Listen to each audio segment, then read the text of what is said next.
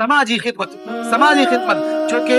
انسان کو زمین پر ایک عہدہ دیتی ہے، ایک عزت قدر و منزلت کی نگاہ سے دیکھا جاتا ہے اس آدمی کو جو آدمی سماج کے لیے فائدہ مند ہے، کسی بھی اعتبار سے، چاہے وہ دنیاوی تعلیم کے اعتبار سے، چاہے دینی تعلیم کے اعتبار سے، یا فلاح و بہبود اور ترقی کے کاموں کے ذریعے سے، جس طریقے سے بھی آدمی سماجی خدمت کرے گا اس کے لیے لوگوں کی نظروں میں عزت رہے گی، قدر و منزلت رہے گی اور ایک مقام رہے گا۔ ہمیں چاہیے کہ ہم اللہ تبارک و تعالی نے جو احکامات سماجی خدمت کے تعلق سے دیے ہیں ان احکامات کو اپنائیں، ان احکامات پر عمل کریں۔ آخری بات یہ کہ آزادی کی حفاظت کے لیے یہ بات ضروری نہیں ہے کہ آدمی جس چیز کے لیے آزادی چاہ رہا ہے وہ آزادی کے ساتھ اللہ کی عبادت ہے اور اللہ تبارک و تعالیٰ کی شریعت اور اس کے قانون پر عمل ہے۔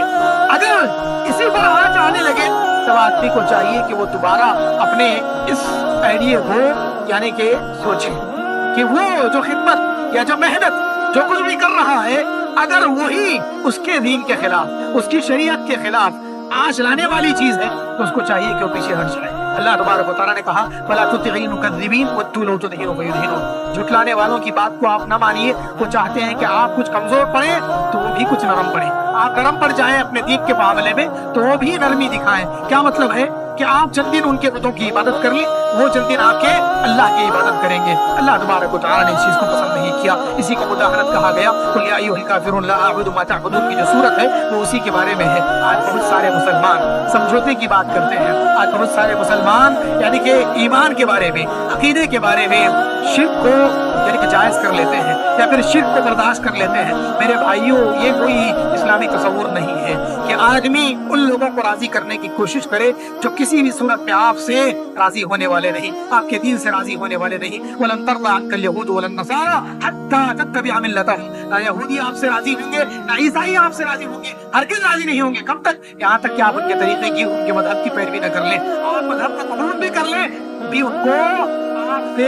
کہیں نہ کہیں کوئی نہ کوئی شکوہ اور شکایت ہی رہے گی۔ اس لیے آدمی کو چاہیے کہ وہ اللہ کو راضی کرنے کی کوشش کرے، اللہ تبارک و تعالیٰ کی خوشنودی کو تلاش کرے، اللہ کے نبی صلی اللہ علیہ وسلم کی خوشنودی جس میں تھی اس کو تلاش کرنے کی کوشش کرے، تاکہ وہ لوگ جو لوگ اس کو سرٹیفکیٹ دینے کی کوشش کر رہے ہیں وہ سرٹیفکیٹوں کی طرف نہ جائیں۔ ماں باپ کی محبت جیسے فطری ہے ویسے ہی وطن کی محبت بھی فطری ہے۔ ماں باپ کی محبت کے لیے جیسے سرٹیفکیٹ کی ضرورت نہیں پڑتی ہے ویسے ہی وطن سے محبت کے لیے بھی سرٹیفکیٹ لینے کی، حاصل کرنے کی کوشش نہ کریں۔ آپ شہری ہیں، حقیقی شہری ہیں، آپ کے آبا و اجداد نے اپنی زندگی کو ڈال کر، اپنی جانوں کو دے کر، جانفاریوں اور قربانیوں کو دے کر کے اس وطن کو بنایا ہے، سجایا ہے، سنوارا ہے۔ اسی وطن میں رہے ہیں، جیے ہیں اور اسی وطن میں مرے ہیں، دفن ہوئے ہیں، اور ہم بھی یہی رہیں گے اور یہی جیئیں گے۔ اسی وطن کے ساتھ ہماری وفاداری، ہمدردی ہے اور رہے گی۔ آگے زمان شاہد ہے،